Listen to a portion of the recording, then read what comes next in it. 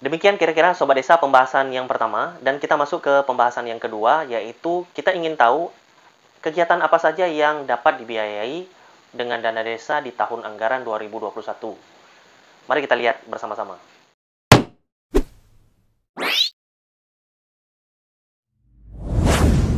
Sobat Desa sekalian, Kementerian Desa, Pembangunan Daerah Tertinggal dan Transmigrasi merupakan lembaga yang memiliki kewenangan untuk menetapkan prioritas penggunaan dana desa setiap tahunnya. Dan setiap tahun pula mereka menerbitkan peraturan tentang prioritas penggunaan dana desa. Untuk tahun 2021, prioritas dana desa diatur dengan Peraturan Menteri Desa, Pembangunan Daerah Tertinggal dan Transmigrasi nomor 13 tahun 2020. Sobat Desa nanti bisa download peraturannya di link yang sudah saya sediakan di kolom deskripsi. Silakan klik di sana ya. Baik, mari kita lihat apa saja prioritas penggunaan dana desa di tahun 2021 ini, Sobat Desa. Pada pasal 5 ayat 2 di peraturan tersebut, di sana disebutkan bahwa dana desa ini diprioritaskan digunakan untuk percepatan pencapaian SDGs desa. SDGs desa ini mungkin di beberapa desa terdengar asing, namun di beberapa desa lainnya sudah mengetahui apa itu SDGs desa. Sedikit gambaran buat Sobat Desa sekalian.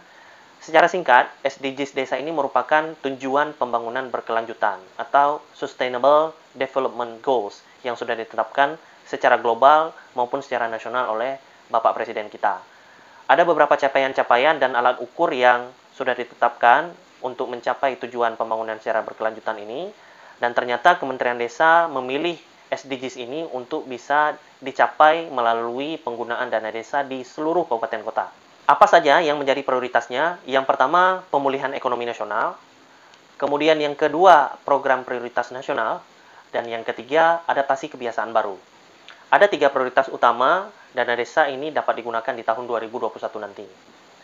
Untuk pemulihan ekonomi nasional, beberapa kegiatan yang dapat dilaksanakan oleh desa antara lain adalah pendirian, pengembangan badan usaha milik desa atau badan usaha milik desa bersama untuk pertumbuhan ekonomi desa secara merata. Kemudian yang kedua, penyediaan listrik desa untuk mewujudkan desa berenergi, bersih, dan terbarukan. Kemudian yang ketiga, pengembangan usaha ekonomi produktif untuk mewujudkan konsumsi dan produksi desa sadar lingkungan. Jadi pada prioritas pertama, ada setidaknya 3 kelompok utama yang dapat dilaksanakan oleh desa dalam hal untuk memulihkan ekonomi nasional dengan menggunakan dana desa. Sedangkan program prioritas nasional, beberapa kegiatan yang dapat dilaksanakan di antara lain ada pada ruang lingkup teknologi informasi dan komunikasi yang bertujuan untuk memperluas kemitraan pembangunan desa, kemudian pengembangan desa wisata untuk pertumbuhan ekonomi desa secara merata, kemudian penguatan ketahanan pangan, dan pencegahan stunting untuk desa tanpa kelaparan. Dan yang keempat, desa inklusif, desa damai, desa dinamis, dan budaya desa yang adaptif. Contoh-contoh kegiatannya nanti akan kita coba bahas satu persatu, Sobat Desa. Kemudian prioritas yang terakhir atau prioritas yang ketiga yaitu prioritas adaptasi kebiasaan baru. Apa sih yang dimaksud dengan prioritas adaptasi kebiasaan baru?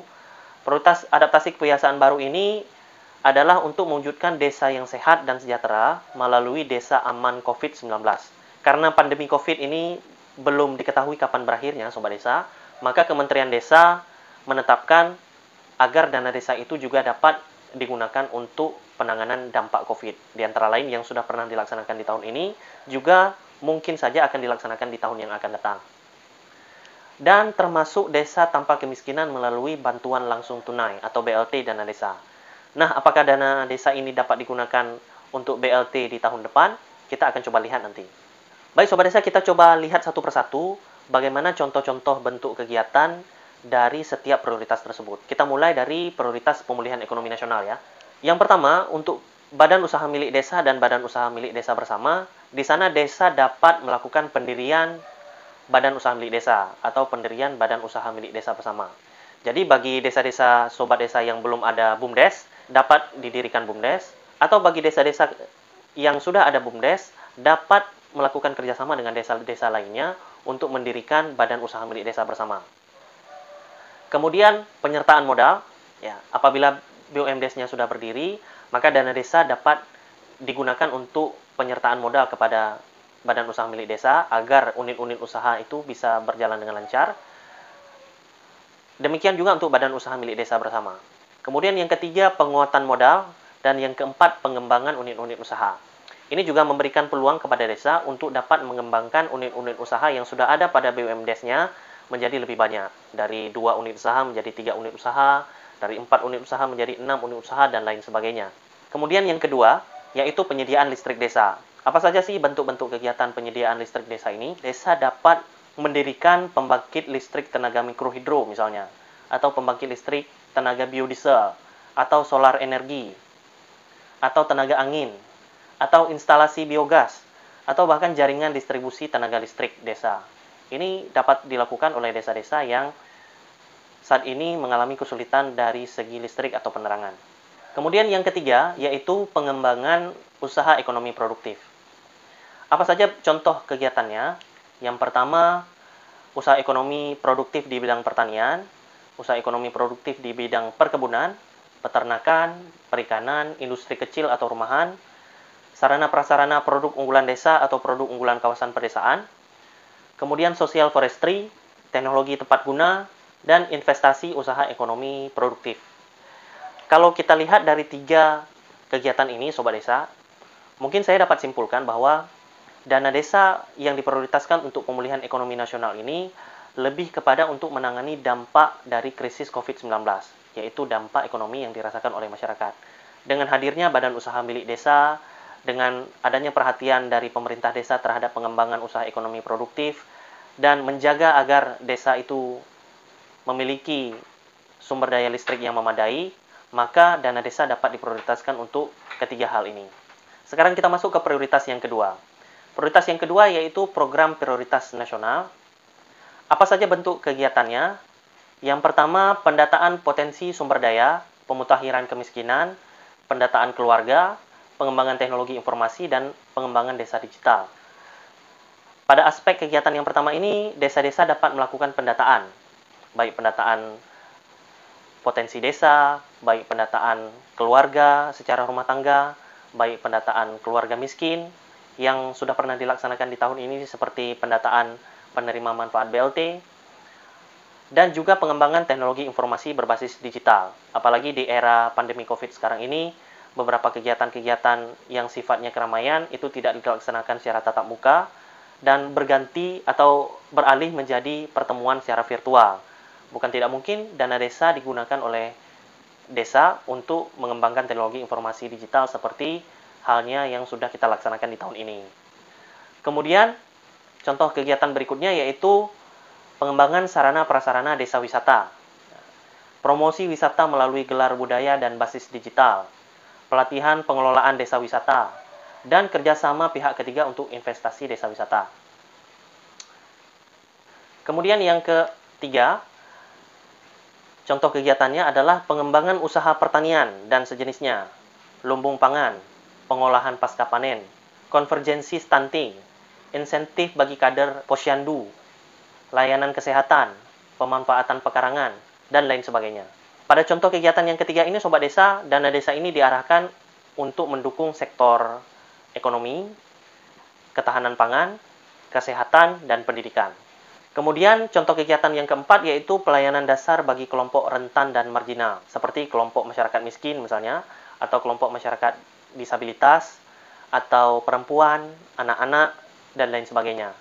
Kemudian, pelaksanaan forum warga untuk penyusunan usulan kegiatan kelompok marginal.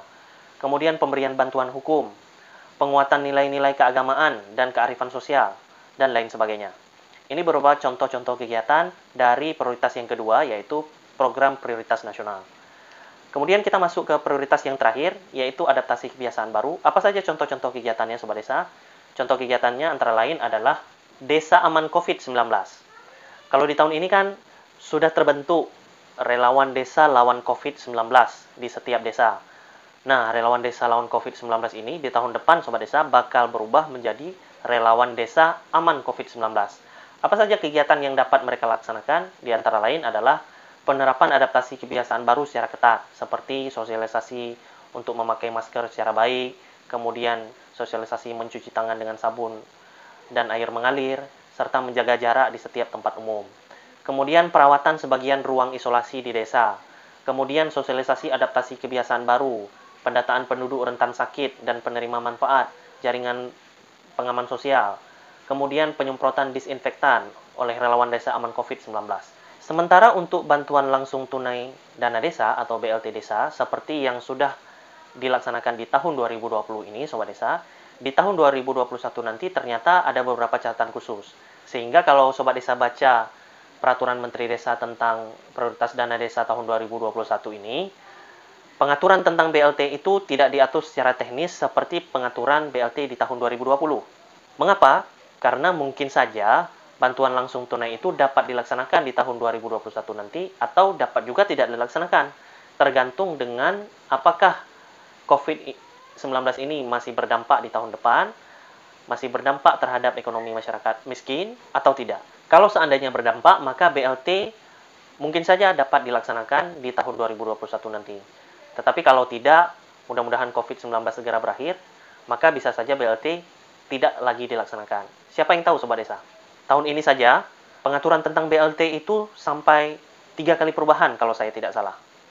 Di antara lain, ketika perubahan pertama itu, pemerintah pusat menginstruksikan agar dana desa digunakan untuk memberikan BLT selama 3 bulan. Kemudian dilanjutkan lagi pemberian BLT untuk 3 bulan kedua. Kalau 3 bulan pertama itu BLT-nya sebesar 600.000 per bulan. Kemudian untuk periode kedua BLT diberikan 300.000 per bulan selama 3 bulan. Dan baru-baru ini sudah keluar juga peraturan Menteri Desa yang terbaru untuk menginstruksikan kepada desa-desa agar menyalurkan BLT selama 3 bulan yang terakhir, yaitu sampai Desember 2020. Nah, perubahan-perubahan seperti ini tentu saja kewenangan pemerintah pusat, namun kita di setiap desa yang ada di kabupaten kota di daerah kita, Sobat Desa, mesti bersiap-siap. Barangkali pemerintah pusat juga menginstruksikan hal yang sama di tahun depan. Sebab itu, perlu untuk kita lakukan beberapa persiapan-persiapan seperti yang sudah pernah kita laksanakan di tahun-tahun ini. Demikian ya, Sobat Desa. Nah, terakhir, ada beberapa hal penting juga yang perlu untuk diperhatikan ketika setiap desa ingin mencermati prioritas penggunaan dana desa tahun 2021 nanti. Yang pertama, perencanaan. Dengan terbitnya prioritas penggunaan dana desa tahun 2021 ini, maka Sobat Desa, setiap desa di seluruh Indonesia sudah mulai dapat menyusun perencanaan untuk tahun 2021 ini. Di antara lain untuk melakukan penyusunan rencana kerja pemerintah desa tahun 2021. Tentu saja merujuk kepada kewenangan desa dan usulan-usulan kegiatan yang didanai dengan dana desa harus disepakati dalam forum musyawarah desa dengan melibatkan unsur-unsur masyarakat yang terkait, melibatkan badan permusyawaratan desa dan juga ikut serta pemerintah desa di dalamnya. Dan bagi desa-desa yang memiliki kepala desa yang baru saja dilantik, maka kepala desa yang baru dilantik punya kewajiban untuk menetapkan rencana pembangunan jangka menengah desa paling lambat 3 bulan setelah kepala desa dilantik. Dan bagi desa-desa lainnya memiliki kewajiban untuk menetapkan rencana kerja pemerintah desa tahun 2021. Seharusnya rencana kerja pemerintah desa tahun 2021 ini paling telat ditetapkan di bulan September yang lalu, Sobat Desa. Mudah-mudahan saja dengan lahirnya prioritas penggunaan dana desa ini, setiap desa di kabupaten kita bisa melakukan percepatan penyusunan RKP desa ya, Sobat Desa.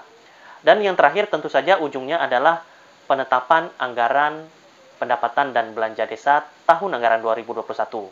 Mudah-mudahan saja dengan lahirnya prioritas penggunaan desa tahun 2021 ini lebih awal, mudah-mudahan di setiap desa dapat segera menetapkan APB desa paling lambat bulan Desember tahun 2020 ini. Semoga ya, Sobat Desa, semangat. Kemudian yang kedua, dana desa ini perlu dilaksanakan secara swakelola.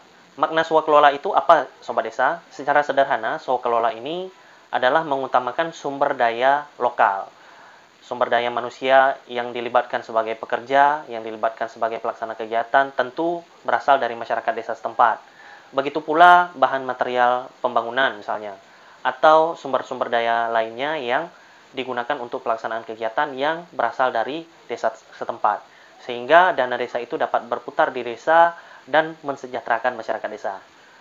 Dan yang terakhir, setiap pelaksanaan kegiatan dengan dana desa di tahun 2021 ini dilakukan dengan sifat pekerjaannya padat karya tunai, dengan mengalokasikan upah bagi para pekerja paling sedikit 50% dari dana kegiatan yang dianggarkan di dalam APBD desa.